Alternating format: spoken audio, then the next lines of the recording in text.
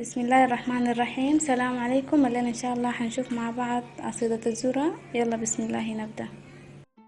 هحتاج ل2.5 كوب دقيق ذرة. عملت دقيق زادنا، و2.5 كوب ماء، المقاسات هنا بالكوب المعياري. وكوب عجين مخمر ومجفف كان عملته لي والدتي الله يديها العافية، جبته معي من السودان.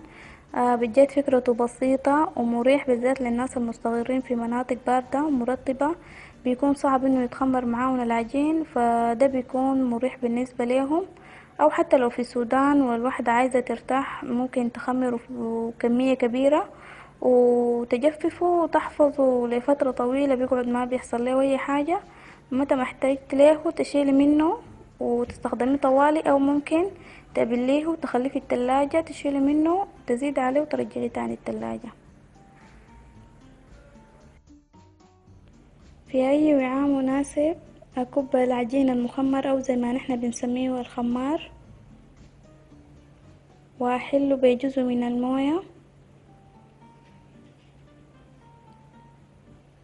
احركه كويس واتأكد ان كل الحبيبات المتكتلة دابت.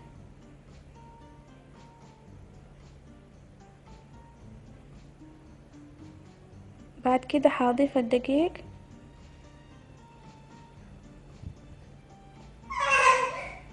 واعجن كويس، اضيف موية واعجن.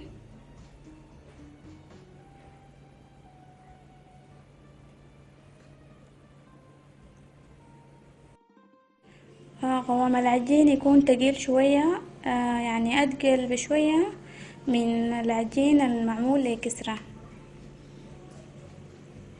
أضيف الجزء الأخير من الموية،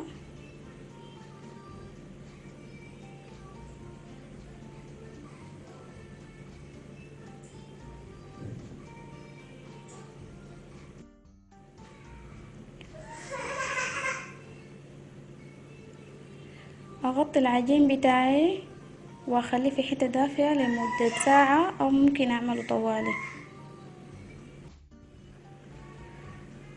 ده عجيني بعد أخد زمنه، هقلبه وأمزجه بمضرب الشبك كويس.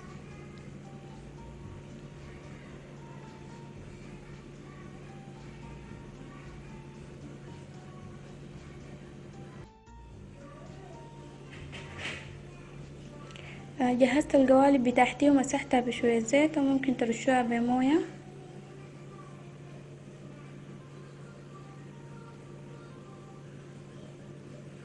في الحلة كبيت لتر موية،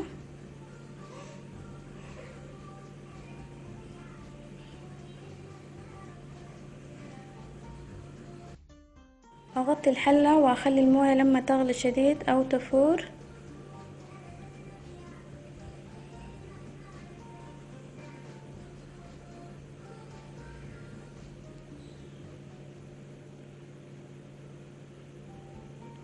وأبدأ أضيف العجين بتاعي مع التحريك.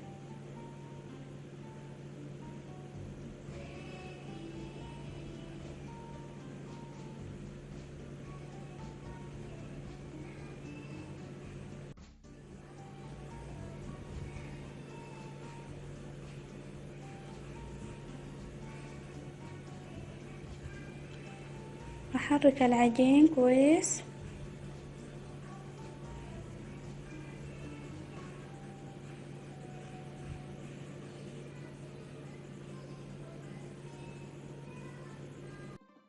أغطي الحلة بتاعتي من 3 ل5 دقايق على نار متوسطة لحد ما يجمد العجين ويبدأ يستوي. أفتح الحلة وباستخدام المفراك التقليدية أبدأ أحصد العجين، يعني كله 3 ل4 دقايق لحد ما تستوي العصيدة بتاعتي. اختبر نضج العصيدة بإني أبلل أصابعي بشوية موية وأضعهم بحذر على وجه الخليط.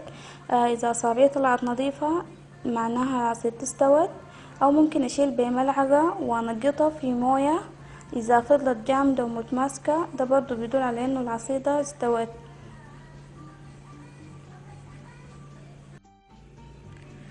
بعد استوت العصيدة هقطعها مباشرة في القوالب.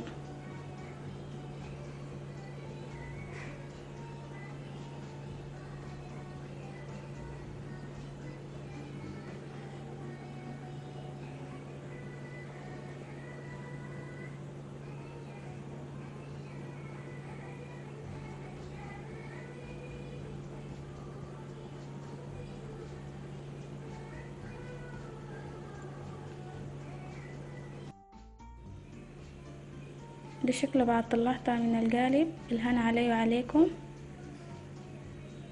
قدمتها مع ملاحة تقلية. هتلقوا رابط الوصف في الديسكريبشن بوكس اسفل الفيديو. ودمتم